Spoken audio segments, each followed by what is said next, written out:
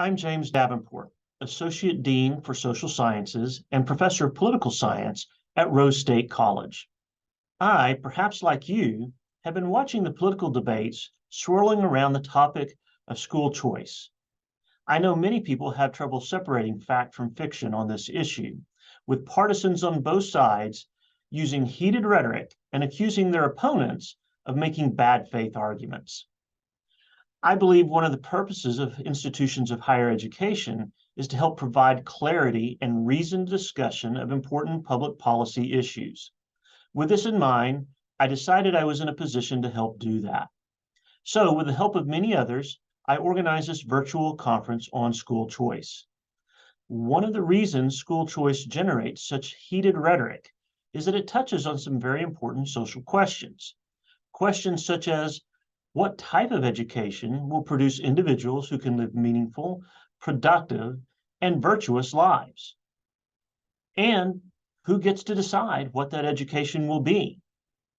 Another important wrinkle is that while we all want our children to have the best education, we don't all necessarily agree on what that is. In Oklahoma, we've made a long-standing commitment to use tax dollars to provide education. In fact, the Oklahoma Constitution requires the state to, quote, establish and maintain a system of free public schools wherein all the children of the state may be educated. However, it does not limit providing education just to this public system. A few paragraphs after the one mentioned, the Constitution also states, the legislature shall provide for the compulsory attendance at some public or other school unless other means of education are provided.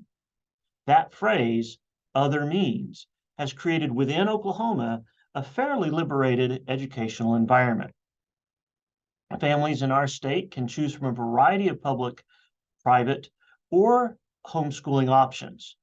Further, the state's regulation of private means of education is very, very light. With this in mind, the question remains, is this system sufficient? Does the state constitution's requirement that the creation and maintaining of a public education system limit families and students to only public education alternatives if tax dollars are going to be used to help provide that education? If so, does this policy not then force parents of school-aged children to, in effect, pay twice for their child's education if they seek an alternative to their public school? Once through the taxes that they pay that would help cover the cost of their child's education, and again through the tuition or other expenses in seeking that alternative. Moreover, does such a restrictive policy impact poorer families more directly by limiting the options they have available? Just to complicate matters further, if tax dollars are used to fund education provided by non-public schools, does that give the state the inherent ability to enact stronger regulations of these private alternatives? These are not easily answered questions. Anyone who tells you they are is not being forthright. I hope the presentations in this conference will cut through much of that type of heated rhetoric that we have seen in the past. Many of the presentations are straightforward and should not be overly controversial. Brent Bushy from the Oklahoma Public Schools Resource Center provides an excellent review of the public school options currently available to Oklahoma families. Paul Rose of Homeschool Oklahoma outlines the homeschool environment in our state. And Chip Carter from Cristo Rey Catholic High School discusses that school's unique approach to private education. In addition, Ray Carter and Renee Porter will discuss some of the challenges facing parents wishing to take advantage of the various educational options in Oklahoma. And Jennifer Carter from the American Federation for Children will provide an overview of the impact school choice could have on students and families in our state. Now, in interest of full disclosure, the presentations here will be sympathetic to expansion of school choice options in Oklahoma. I have personally experienced for every form of education our state has to offer in my life. This experience has caused me to believe that families should have a wide range of options for choosing how and where to educate their children.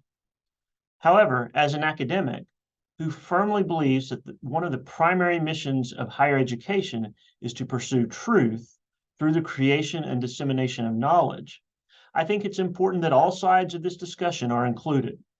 So the conference will wrap up with a panel discussion between proponents and opponents of expanding school choice in our state.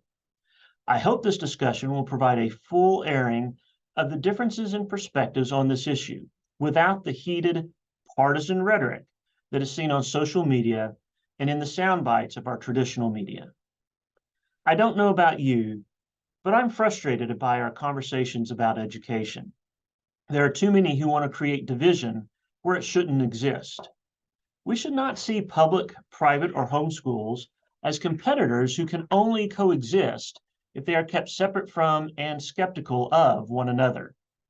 Rather, we should see them all as valuable pieces of our state's educational ecosystem, pieces that can and should appreciate the role each performs and that should seek ways to cooperate in the best interest of our students and families. Moreover, parents should have a wide range of educational options to choose from to ensure that their child's unique talents and interests are fully developed. We should also acknowledge that there are a variety of views of what constitutes a good education, and this acknowledgement should make us cautious in wanting to impose our particular view on others. School choice is not a panacea for everything that is wrong with education or society. I believe, however, it is one more innovation we can employ to improve educational access and quality. That alone should justify expanding it in our state. I want to specifically thank Americans for Prosperity of Oklahoma, the Oklahoma Council of Public Affairs, and Rose State College Foundation for helping make this conference possible. I do need to note that all views expressed during this conference, including mine, are the views of the individuals expressing them. They should not be viewed as the views of Rose State College or its administration. I hope you find the presentations and discussions in this conference informative. If you have any questions or would like to leave a comment, please feel free to email me at jdavenport@rose.edu. Thank you and enjoy the conference.